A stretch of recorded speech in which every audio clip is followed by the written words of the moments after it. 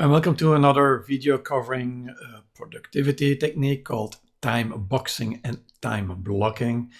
This is very much a technique about, first of all, to get things done, get stuff done, productivity, being focused, making things happen, but also on time management and focus. So it's a combination of both. Highly, highly recommended. So why time boxing and what's the advantage of time boxing? There was a paper in Harvard Business Review that pointed out that time boxing was ranked to be the most useful among 100 productivity hacks. And it says, well, the advantage of it gives a great sense of control over your workday. You decide what to do, when to do it, to block out all distractions for that period at least, and get it done. So it's a highly, highly recommended tool, even advised by Harvard Business Review. So really worth looking into. But first of all, what is time boxing really? And time boxing is what it says. It says you have a certain project and you give it a certain amount of time. And a reasonable amount of time, but you say you will do that task in this amount of time. And that's it. While other methods are more fluid, time boxing is being really restricting yourself to that time frame. It can be a time frame of 15 minutes, 30 minutes, 1 hour, half day, weeks, etc., depending on the complexity of the project, of course. And in case that you misjudge the time needed, you create another time box. So it's about being flexible also, but it's really about getting to the focus of getting the task done. Now, why to use it?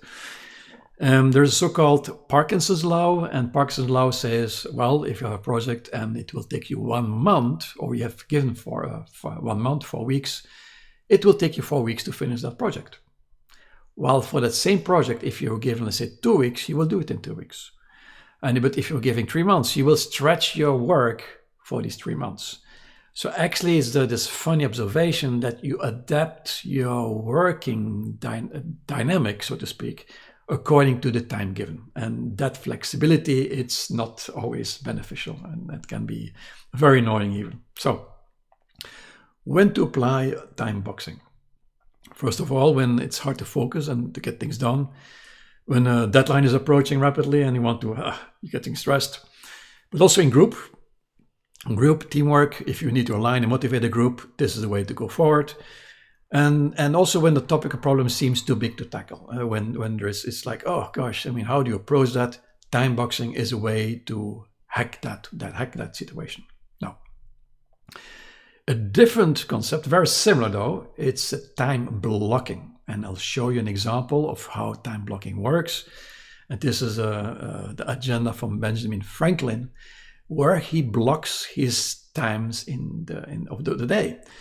For example, here from 5, 6 to 7, he wakes up, he has breakfast, things like that. And then he has a time block of work for 4 hours, 8, 9, 10, 11 hours. Then a time block of 2 hours where he dines. Another time block of work for 4 hours.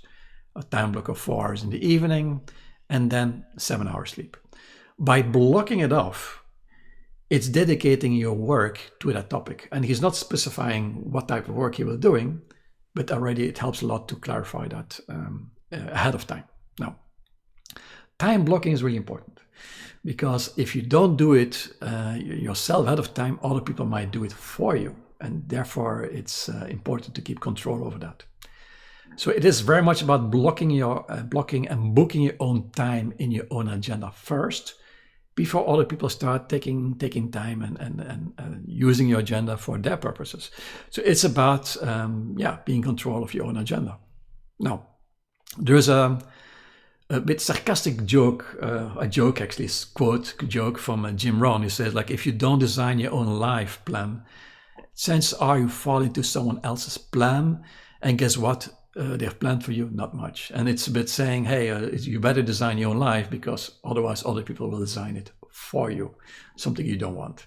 Now, practical example, differences between time boxing and time blocking. Just an example of a gardener, I took a picture online. Just imagine that somebody has this garden, and on Saturday, he's time blocking his agenda, saying, Saturday he or she will be working in the garden. And yeah, he starts working in the garden, and then you realize the fertilizer is out, and he goes to the shop, buys more, and he realizes something needs to be fixed, and etc., etc., etc. So yes, this person has been time blocking that day for garden work, but at the end of the day, he or she might feel, look, I didn't do so much at the end of the day. I've been working all day, but what did I do? Somebody that would time box will say, Saturday, I will invest 4 hours to trim the hedges, to remove all the bio-waste, and to make sure that the gravel is nicely aligned. So that person will be more dedicated and more focused and will get more done in these 4 hours than somebody who has been time blocking the whole day. So it is an advantage of both, but the good way to use it is the combination of both. Very simple. You time block your study work moment at the start of the week, so nobody else can take advantage of it. For example, on Monday evening and then Tuesday evening you start to study. Wednesday evening is your day off, socializing, sport, and Thursday and Friday evening you study again. That way, nobody can come in and say, hey, by the way, there's a party on Monday, Tuesday, Wednesday, Friday, or whatever. But because you have to study, so you dedicate your study time to 4 days. And yes, you have one evening free. So you can say, well, instead of Wednesday, I will be socializing on Tuesday evening and I'll go to a party. But that helps you to regulate your own workflow. Same for the weekend. Now, after do the time blocking, you can do time boxing for that specific time period, so they get much more concentrated any type of work that you're doing. And it's that combination of both is really going to be helpful so that you get things done. Now, why both? Especially why time blocking and then time boxing? Because it's about boundaries to others. It's about boundaries towards yourself, boundaries of what you will study and not study. So it's about being very clear what you will do or what you will not do within a certain time frame. And these boundaries is very much about self-respect. Self-respect for your own time, but also respect to other people's time, because you have dedicated your agenda like that. And it's really highly professional if you can do that. Now, tools that can help you with this one. The ABCDE method. The ABCDE method is a way to rank your projects, your tasks more easier. There's also the personal KANBAN, which is a process for project management. Time management matrix is a classification of the type of tasks you have to do and then a rank order as well. The parking lot technique is really, really helpful to get away or to remove distractions.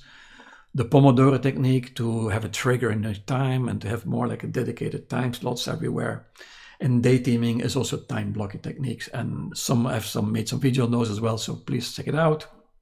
So that brings us to the conclusion of time boxing and time blocking. I would highly recommend you use both. Start with time blocking straight away, that you can do it very quickly at the beginning of the week, such that you respect your own agenda, and then continue with time boxing and get things done. So I hope you liked it.